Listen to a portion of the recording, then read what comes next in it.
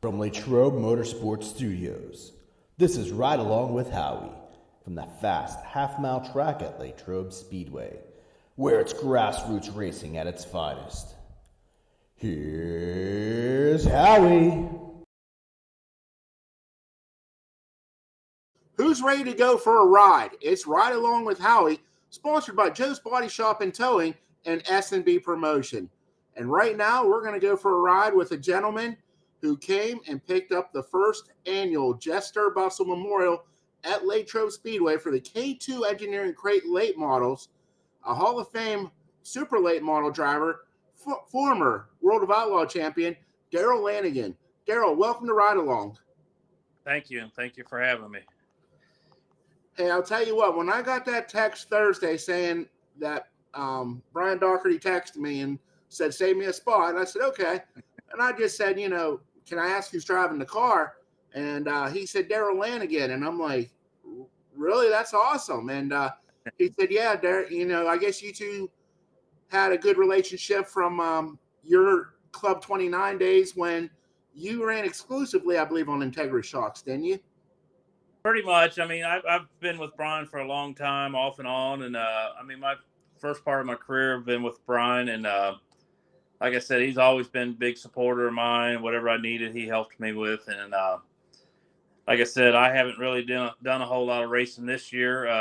This is only my second race out, and we raced Tuesday night here at Florence. But just kind of cut back a lot. Just, I don't know, just got a little bit different business going right now, and just trying to keep up with it, and just trying to do the racing when I can. And what's it like? I mean, you're going to a region that you competed in. You had a lot of success up in Western Pennsylvania. You competed a lot and won down at Pittsburgh, Pennsylvania Motor Speedway. I know you competed at Bedford, and you set fast time up there for their big fall race a couple years ago.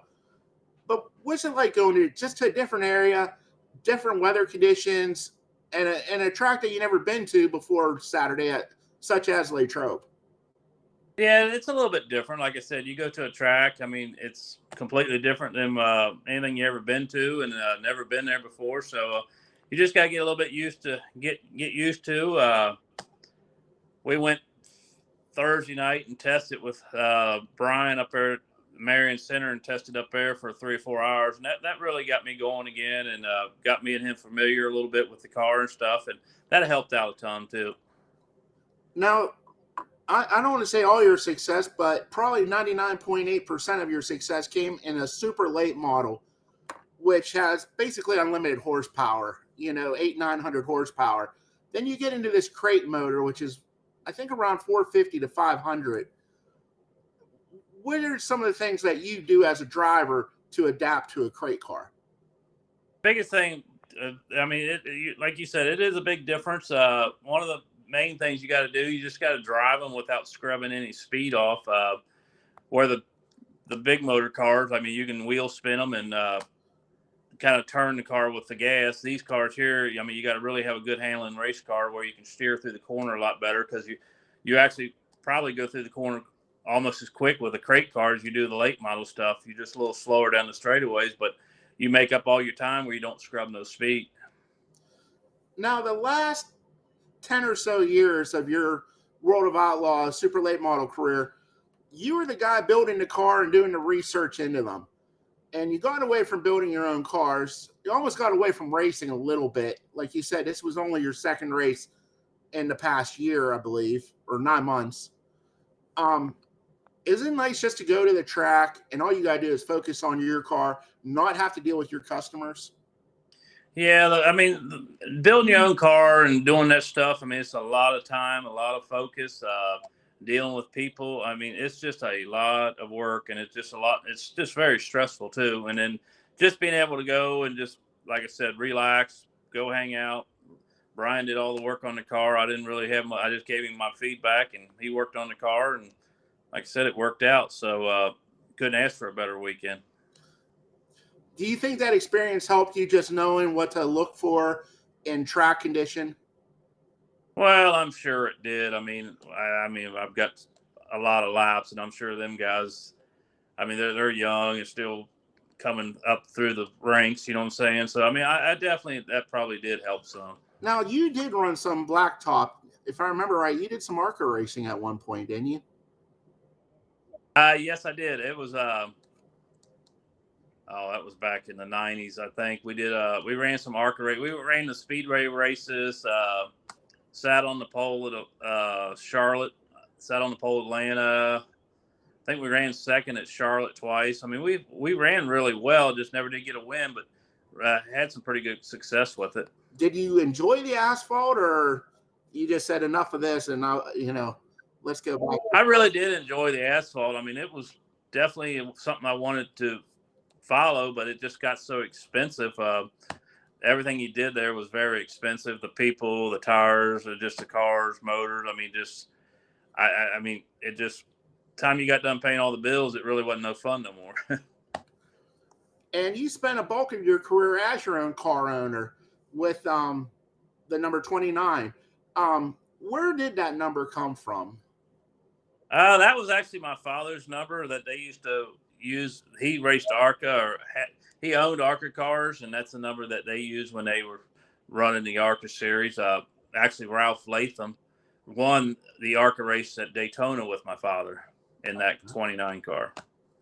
So you come from an asphalt family and you went the dirt route. They ran a little bit back in them days, the ARCA, which they ran ARCA 2 back in the day, but they actually ran a little bit of dirt with the ARCA cars and stuff like that. So they ran a little bit of dirt, but nothing to the extreme that we did here with my career. And you spent a part of your career driving Masterbuilts, long stint with the Rocket chassis, and then you brought out your Club 29. What made you decide to try to, I don't want to say reinvent the wheel, but, do your own chassis? Well, the biggest thing is you try to be a little bit different than everybody else. Because if you hit on something, you're that much better than everybody else. But if you're running the same car that everybody else has, and they got the same thing you do, so at least if you build your own car and have a little success and hit on something, I mean, you're ahead of the game a little bit then. How many cars did you end up building? Here at my shop, we probably built 10, and then when Stuckey was building the frames for me down there, I'm really not sure how many we built on that deal. You still take pride when you see one of your old Club 29 cars out there? Oh, I see them. Yeah, they're still out there. Yeah, it definitely it makes you proud when you see them out there. And you actually drove one earlier this year. You mentioned down at Florence last week. That's my friend's car. I drove it there at Florence. It was one of the cars we built here at my shop. Now, the cars that you built with Stuckey, were they different than the ones built in your shop? Different frames, or? They were different frames. We had our own jig here at our shop, and we built them cars here at our shop. Now, after doing all that, would you go and rebuild, go into the chassis business again, or? No, that chassis business is not for me. It's the other companies. They've definitely got a handle on it. They know how to do it. I mean, Rocket Chassis is doing a phenomenal job doing one a day, and I mean, it's hard to believe what kind of cars they can put out, and I'm sure Longhorn's doing the same thing. And I just can't compete with what they're doing. Do you miss the traveling and the racing every night? Not really. That was probably one thing that made me want to slow down some, just traveling and getting done at midnight, 1 o'clock in the morning, have to drive 5 or 6 hours and just up all night. It just finally got old. Now, you ran, like I said, multiple championships with the World of Outlaws. Did you do the Lucas much? I know when you were in Boyer's car. When I drove for Boyer, we ran the Lucas Series. I think we did it for 2 years there with the Lucas Series. What do you think? Can both these series survive? I mean, with the economy the way it is, fuel what it is, tires. I mean, it seems like they're doing fine. I mean, they're getting unbelievable crowds everywhere they go. Car counts are up. And I mean, it just seemed like it seemed like they're going to be able. I mean, I didn't think they could ever do it, but I mean, it just seemed like every time you see one of them, their crowds are unbelievable, and the car counts are good, and the pay's good. It seemed like all the series and these flow races and stuff, everybody's paying good money right now. So it's actually a great time for a racer to be racing and try to make some money. I mean, did you honestly think last year Davenport won $2 million? Now, true, he won that $1 million race, but I think all his other winnings were $1 million. And the year before, wasn't Overton like within $10,000 or $20,000 of $1 million? I mean, did you ever think the money would be like that? No, that's what I told somebody the other day. My career was just 20 years about too early. I would have liked to have been in my prime right now trying to compete for some of this stuff, because the money is definitely there right now. And are you going to be back aboard that number one car? I don't know. I think that Whitener usually drives that car, so he couldn't do it this weekend. So I came up and filled in for him. But, I mean, if they'd asked me to come back, I'd probably do it. I mean, I enjoy being around them guys. The whole crew was really super nice to me. And then we had fun that weekend. Seemed like everybody was enjoyed it. So, yeah, I would probably do it again if they asked. But like I said, I think Whitener's their main guy that drives that car. Would you put together a super for yourself just to have, or is that you got to race it so much just to stay in the loop with the technology? I told somebody that the other day. This racing is so competitive, right? The super racing is so competitive. You either got to be all in or just get out, because you can't be competitive if you're not. I mean, it's just the every day. It's just everybody's learning something new every day, and then, I mean, these guys got their confidence up, and their cars are good, and their motors are hitting hard. It's just hard to compete with that when they come to town. Didn't you have a Longhorn last year of your own, or? That was a gentleman out of Mississippi owned that. We raced it there for a little while.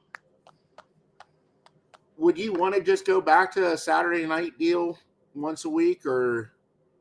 You know, after I've raced as much as I have and on the road, it's hard to back down and just do a Saturday night deal you know what I'm saying? But I don't know. I mean, if we had the right stuff here, I'd probably entertain it. Just it's still fun to win no matter what it is. And I mean, that win Saturday, $10,000. There's, that's a heck of a win, especially in a crate car. And I think it just shows that Darrell Lanigan still can wheel a car, and it doesn't matter, because you know what? It just shows how good of the feedback that you were giving Brian, that Dirk and Brian and that whole number one crew could put a driver in. And you're a hell of a driver. There's no disputing that. I mean, your record speaks for itself. But do you realize what you accomplished just one night in a car, and you go out and win a big race? Right. That definitely, I mean, like I said, they had a really good program there. Their motor runs good. Their car's good. They had a good tire program. Like, everything was hitting that night. I mean, everything worked out. We went and tested and got me comfortable with the car. And like I said, everything worked out. How hard was it to get comfortable again in a car, especially a crate? I mean, remember, you can't play with that throttle. I mean, it doesn't matter where you're at in a crate, or I believe you're almost flat footing it, aren't you? Pretty much. We went up there at Marion Center, and I mean, it felt like it took me about a lap to get going again. I'm telling you, like, it just felt like you're back in the saddle again. I mean, it's like I said, it's a lot easier too when you got really good equipment and the car handles good. So that makes my job a lot easier. Well, I want to thank you again for taking time out of your schedule to come to Latrobe. And man, I'll tell you what, you definitely made that number one crew really proud. And there was another legend from Western Pennsylvania who made the numbers on that car, and he was really proud to see you get it done too, John Flinner Jr. And, it would be great to see all you guys get back behind the wheel again.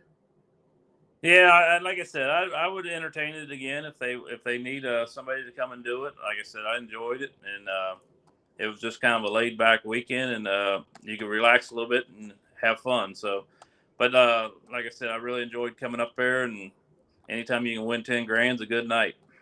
Hey, we have a $5,000 to win later on this year, the Rick Frazee Memorial, and we have some other ones. So maybe you and Brian can take a look at the schedule and come back up and put on a hell of a show. And like I said, for those people who think that Darrell Lanigan, I don't want to say lost that competitive edge, man, that fire is still burning.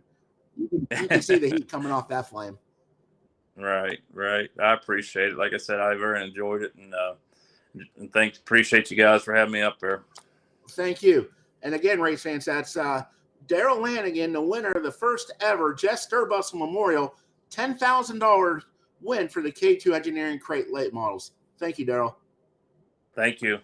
Race fans, that's going to do it for another edition of Ride Along with Howie, sponsored by Joe's Body Shop and Towing and S&B Promotions. And while we have a chance, we'd like to go ahead and thank all of our track sponsors. K2 Engineering, proud sponsors of the Crate Late Models. Joe's Body Shop and Towing, proud sponsor of the Pure Talks and the Ride Along podcast. Specialty Metals, proud sponsor of the Modified 4-Cylinders. Marilungo Disposal LLC, proud sponsor of the Strictly Stock 4-Cylinders. Dean Pollock, proud sponsor of the Hobby Stocks. And Bauer Farms, proud sponsor of the 305 Sprint Cars. Also like to go ahead and thank our track sponsors.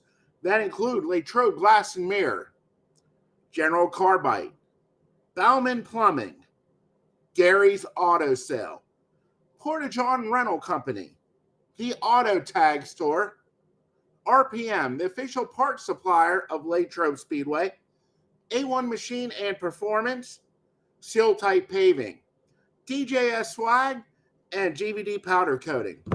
Don't forget, we are off for the next 2 Saturdays. This upcoming Saturday, truck and tractor pull, and then the following Saturday, we are closed for the air show. Please support those who support racing, and we'll see you at the races. Thank you.